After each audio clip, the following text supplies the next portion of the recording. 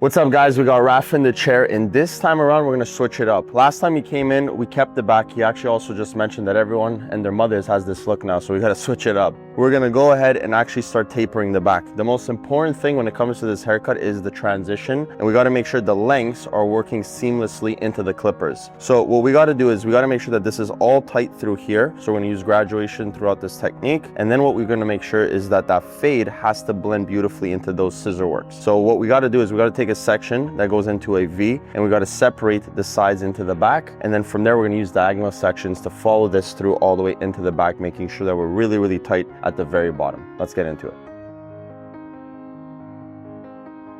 All right guys, so now what we want to do is we want to take a diagonal section, or sorry, we want to take a V section. Whoa, hold up, pause right there. I know you're into this tutorial and you've probably been taking notes, studying the sectioning, watching the fade placement, but let me ask you something. If you've already watched these tutorials and you've been watching my content and trying to level up, why not just go all in? I've built something for barbers just like you. It's called the Essentials Program. It's a private community packed with weekly coaching calls, advanced tutorials, support from elite barbers, and constant accountability. And get this, it's $80 a month. That's one haircut, two at most. You probably spent more last week on Uber Eats anyways. This is for barbers who are done with staying stuck, who want to improve their fades, their sectioning, their scissor work, their styling, and even how to post content to book clients. And I'm gonna keep it real. If it doesn't blow your mind, you tell me. I'll send you that $80 back. No catch. But if you're serious about becoming the go-to name in your city, then you belong in there. Click the link in the description, join the Essentials program, and I'll see you on the inside. Now, let's get back to the cut.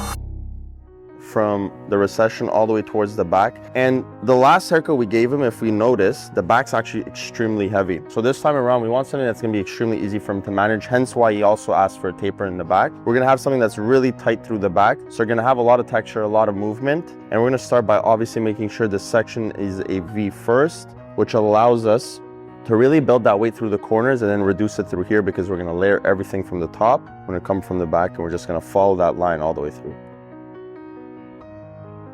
We're going to come from the top, we're going to clip this away nice and clean. Again, we want to work with tension as much as possible, because if the hairs are loose and I'm not precise when it comes to taking the section, everything else will be very hard for me to cut. So this process, I tend to make sure that I'm putting a lot of focus and time into, because this is the foundation of the haircut.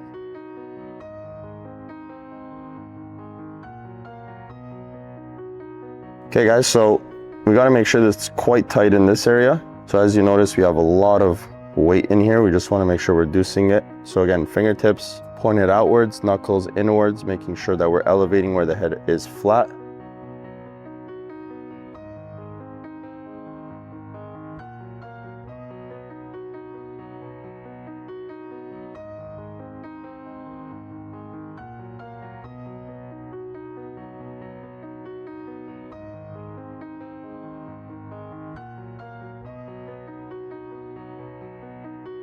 Okay guys, so at this point, what you're noticing is that my fingers are getting really close to the head as we get towards the bottom, because the most important thing as I'm thinking of cutting this is how that number 2 is going to sit with the lengths at the very bottom. So that transition has to be very important for me, and that's only going to come from making sure we're really tight to the head. And if we notice, as I get closer to the occipital bone, the lengths get really heavy. So this is where we want to transition into something really tight.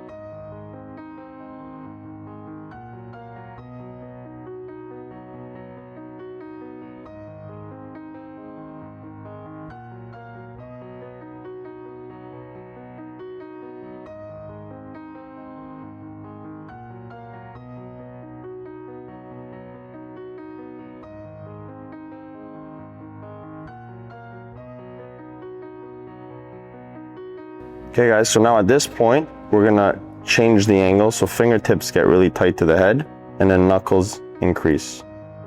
Now in this area of the hair, we have an area that really sticks out. So we gotta keep a little bit more weight, especially with Raf's hair, because he has somewhat straight hair around this area of the head. So we gotta make sure that the knuckles are being pointed out this way, so we end up building more weight. But as we get closer to the bottom, this is where our angle changes and you have something that's a lot tighter.